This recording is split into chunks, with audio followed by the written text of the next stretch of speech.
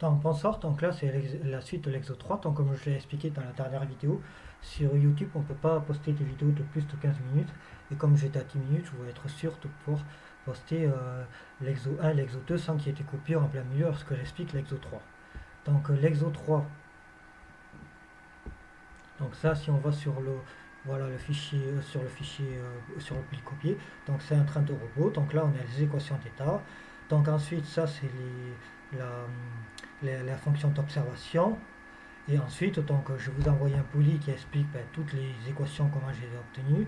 Donc au début, j'ai fait un programme pour représenter la voiture A. Ensuite, on nous demande de faire une voiture B qui suit la voiture, la voiture A.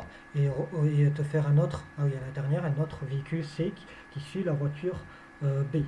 Donc ici, donc là, je fais CTRL X ici, parce que d'abord je vais vous montrer le programme qui fonctionne avec la voiture A, donc je fais CTRL X, je le mets dans un autre fichier ici, CTRL V, ensuite ici je supprime ça, CTRL X, CTRL V, hop, ici CTRL X, CTRL V, voilà. Donc là, ça c'est que pour la voiture A. Donc tout d'abord, on a donc la fonction fxu, donc ça c'est les fonctions θ, c'est-à-dire qu'on a ici, là, VA cos θ, VA sinus, UA, UA2. Ensuite ici j'ai x, c'est-à-dire les coordonnées pour la voiture A, les coordonnées pour la voiture B, pour la coordonnée C, c'est les coordonnées de départ. Lx, Ly, oméga sont données dans l'énoncé ici. L, oméga est 0,1, LX15, LY7, voilà, et L, c'est du coup la distance entre deux véhicules qui suivent, donc ici j'ai mis 6, voilà, ensuite là je définis l'entrée oméga t, donc on trouve LX sinus oméga t, LY cos oméga t, je fais la dérivée de la consigne plutôt, pas l'entrée, je ne sais pas pourquoi je dis... Là on a la matrice oméga x, la matrice t oméga x, et je retourne oméga x, t oméga x. Donc là, ces équations, elles étaient ici. Je ne les ai pas inventées. Donc ensuite, j'ai fait la dérivée.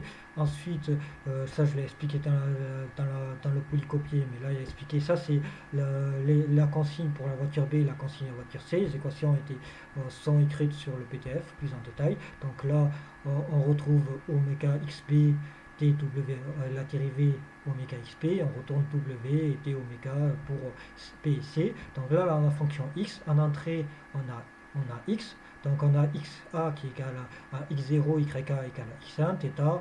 En fait, c'est x, y, du coup θ, va. C'est donc le vecteur ici, mais sans la dérivée, c'est juste les composantes de départ, enfin sans la dérivée. Voilà, ensuite je définis y1, y2, je fais la dérivée de y1, ensuite je trace le vecteur ty, la matrice ty, la matrice y, ensuite je trace, je sais pas pourquoi je dis trace, je veux dire j'écris la matrice A, et donc là je l'ai décomposé en 1, 2, 3, 4 pour que ce soit moins long à écrire dans la matrice. Donc je retourne y, ty, a, là je calcule une fonction pour calculer la nouvelle entrée, v égale oméga x moins y plus 2 fois t oméga x ty, donc là je mets tout ce que j'ai besoin. Ensuite je calcule l'entrée u qui a besoin de v et de a, et u c'est égal à l'inverse de a fois v. Ensuite je trace une ellipse, l'ellipse que doit suivre justement la voiture A, et donc cette ellipse, il y a cos θ sinus θ, bien sûr, et donc on a Lx et Ly, et donc Lx c'est 15 et Ly égale 7. Et ensuite, ah oui, et j'ai θ qui varie entre 0 et 2 pi.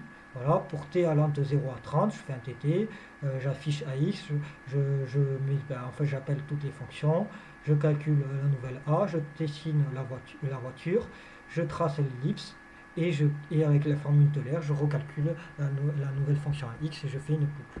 Donc là je suis en 4 minutes, donc ça va. Donc là, si je fais cd, donc le répertoire en question, donc c'est bureau exo 3. Donc exo 3, je fais CTRL C, CTRL V, hop, Donc le fichier, on a dit que c'était main aussi, python main.py. Donc là je lance. Ah oui, pardon, j'ai pas fait CTRL S. Parce que là c'est le résultat final avec les 3 voitures. J'ai pas fait CTRL S. Donc là on attend que ça finisse. Bon, ça sera le résultat final, mais c'était pas ça que je voulais vous montrer.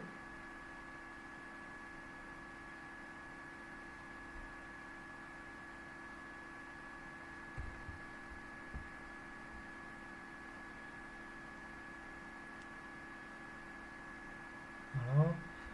Donc là je relance. Voilà, là, voilà, ça c'est la voiture A. Donc c'est ce que je voulais montrer. Donc là on voit bien la voiture A ici qui suit l'ellipse. Bon là on va le laisser le temps que ça tourne. Je vais copier pour montrer le véhicule B, le robot B. Donc CTRL C, enfin CTRL X, on peut faire CTRL V ici. CTRL V, bon l'incrémentation est bon. Ensuite on dessine la voiture B, donc XP. Bon, je les ai mis toutes la même couleur, c'est vrai que j'aurais pu changer, mais bon, elles sont toutes représentées en bleu. CTRL V. Ensuite, là, ici, je fais CTRL C, CTRL X en fait, CTRL V. Donc ici, ben, en gros, je rappelle une fonction, donc j'appelle WT, la consigne XB, la consigne XP est calculée à partir de X, c'est-à-dire ben, le X précédent de la voiture A et l'entrée précédente. Ensuite, je calcule la nouvelle entrée UB en faisant appel à YB, DYB, AB, qui prend la position XB que j'ai définie au-dessus. Je calcule VB et ensuite je calcule une nouvelle consigne, je trace la voiture et ensuite j'appelle la fonction ELR comme précédemment pour à nouveau calculer en boucle le XP. Donc je fais CTRL S, donc là la simulation s'est terminée, donc là je relance. Et donc là voilà j'ai deux véhicules, donc j'ai le premier véhicule qui se place, la voiture A ici pardon. Et là, on voit bien la voiture B qui suit à une certaine distance, donc qui est égale à L, comme je dis, qui était définie à 6, qui suit. Et donc là, on va voir, bon, il tourne et il continue à bien suivre la trajectoire. Donc maintenant, le temps que la simulation se fait, donc on est à combien? On est à 7 minutes. Donc il faut qu'on se dépêche quand même. Donc là, je fais CTRL C, hop, je fais CTRL V ici. Voilà, ensuite je fais CTRL C, CTRL V, hop, donc ça je fais CTRL X, CTRL V, je supprime ça, hop,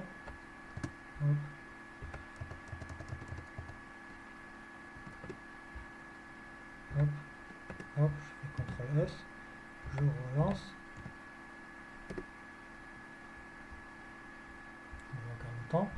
Et là on a voilà, bon, elle met un peu de temps à se positionner et là on voit bien la voiture A qui suit l'ellipse, la voiture B qui suit la voiture A et la voiture C qui suit bien la voiture B. Et donc là on voit la voiture B qui commence à tourner, la voiture C qui commence à tourner aussi, toujours avec une longueur L. Et donc quand ça arrivera là, normalement la simulation sera... Bon, j'aurais pu faire le tour de l'ellipse, mais on voit bien déjà qu'il suit l'ellipse là. Voilà. Donc voilà. Bon, je vais arrêter ma vidéo parce que comme j'ai dit sur YouTube c'est que 15 minutes pour être sûr que j'ai le temps de bien enregistrer la vidéo, la Exo 4. Ah oui. Donc si j'arrête